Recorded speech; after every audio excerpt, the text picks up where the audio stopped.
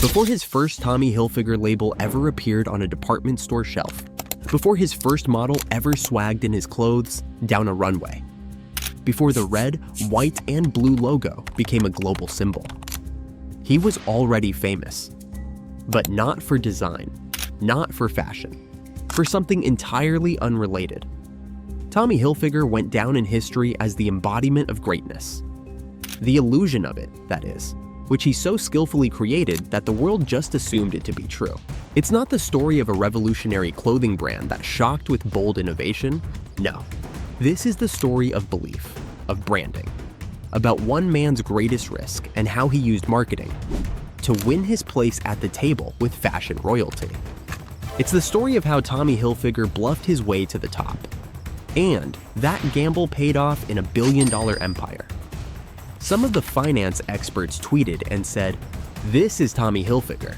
He didn't build a clothing brand, he built an illusion, and the world bought it." So let's dive deep into the legendary story of Tommy Hilfiger. Let's step back to the early 1980s. Nobody's first choice to be a fashion icon was Tommy Hilfiger. Brought up in Elmira, a small town in upstate New York, he was just a kid selling jeans out of the trunk of his car. Before he was 20, he owned a small shop, People's Place, selling clothes and bell-bottoms to the locals. It worked, until it did not. The shop went under, and he was broke. Anyone else would have given up, but Tommy did not. He still believed he was destined for something bigger, and not just as a fashion designer. He believed he could build a brand. He knew the power of symbols, names, and brands. They were the labels on everyone's lips then. Ralph Lauren, Calvin Klein, and Perry Ellis. They weren't just designers, they were idols. And Tommy Hilfiger, with no awards and no brand base, bet his life on the biggest risk. He wanted to be next. Then came George Lois, a master in advertisement. Lois was known for creating campaigns that not only sold products, but made history. Tommy walked into his office with one goal in mind: to become the next great American designer.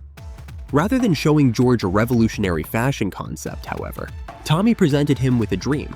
The scheme they devised was crazy, daring, and even risky. The gods. So I show him an ad, and it says the 4 great American designs for men are, and then it said C dash dash dash. You got to fill in the name. Calvin Klein, and the other one's R dash, Ralph Lauren, P dash dash dash, Perry Ellis. Then it said T dash dash dash, and H dash dash dash dash. Who the hell knew who TH was? It's Tommy's mother didn't But know. if it succeeded, it would redefine branding for all time. They showcased a huge billboard in the pulsating heart of American advertising, Times Square. This was no ordinary billboard, and rather than promoting Tommy's apparel, which, come on, hardly existed at the time, the billboard just posted a huge block of text. White background, large, bold, black letters. No logo, no model, no product, just this message. The 4 great American designers for men are... And at the end, we had the name Tommy Hilfiger. The first 3 names were undeniable: Ralph Lauren, Perry Ellis, Calvin Klein, Giants, and then Tommy Hilfiger. An unfamiliar name, a name which did not belong. And yet, there it was, with the others. It was mind manipulation. It was psychological warfare in the field of fashion, and it succeeded. People saw the billboard and instantly wondered, who is Tommy Hilfiger?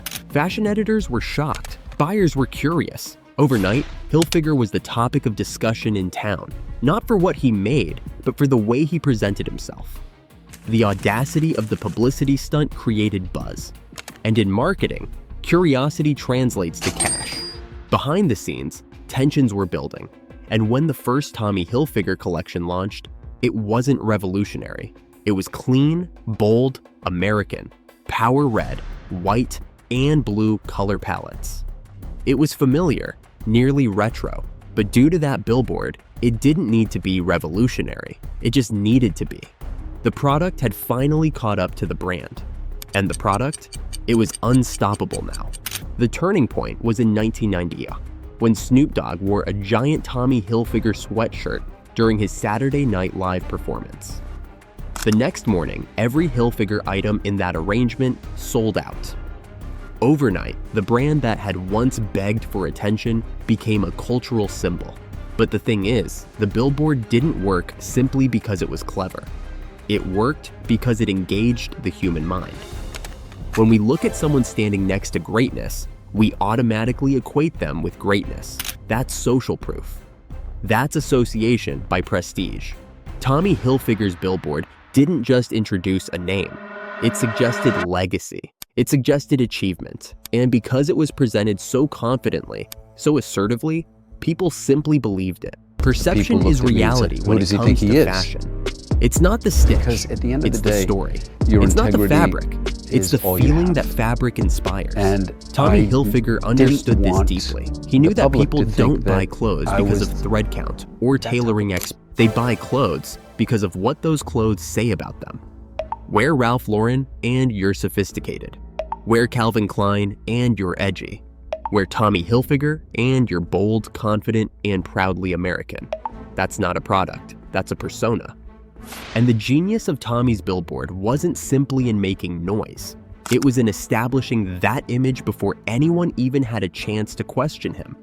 From there on, the Hilfiger name was associated with young luxury, with street style, with old school prep. And as the company expanded, so did its legend. The illusion that he had fostered wasn't simply embraced, it became fact. By the late 1990s, Tommy Hilfiger was a billion-dollar brand. It was in over 100 countries. His name was on perfume, home goods, watches, and even music collaborations. He wasn't impersonating it anymore. He was a fashion legend, and it all started with a billboard. That trick is found to be learned in marketing school today as a lesson in perception over product. And while some mock it, no one can deny that it is brilliance.